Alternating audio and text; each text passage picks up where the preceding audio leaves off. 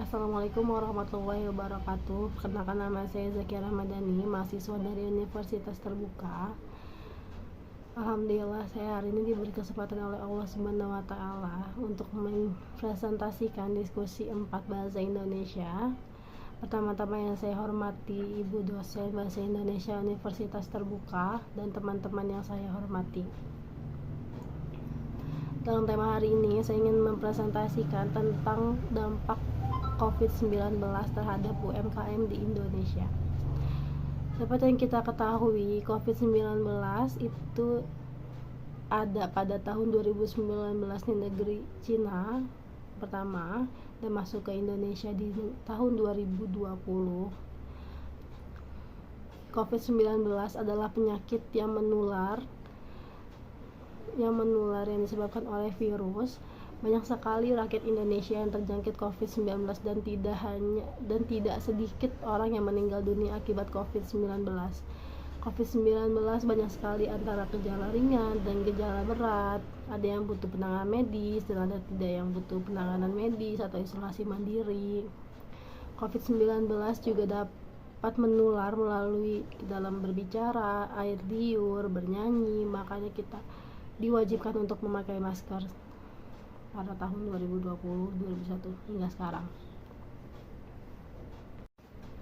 Perkembangan bisnis di Indonesia dengan adanya situasi pandemi COVID-19 berdampak besar pada penurunan perekonomian nasional termasuk dalam UMKM.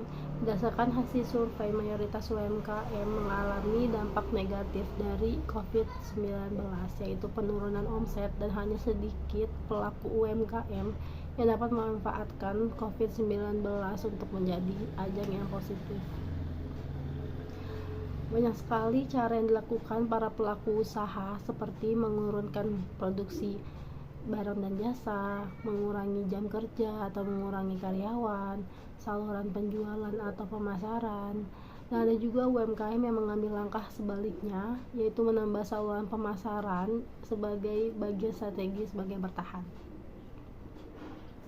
Di masa pandemi, banyak sekali UMKM kesulitan melunasi pinjaman, membayar listrik, membayar tagihan air, membayar pinjaman bank, dan membayar karyawan. Tidak sedikit UMKM yang mem-PHK karyawannya karena makin sedikitnya produksi dan penjualan atau minat masyarakat untuk membeli karena pandemi COVID-19.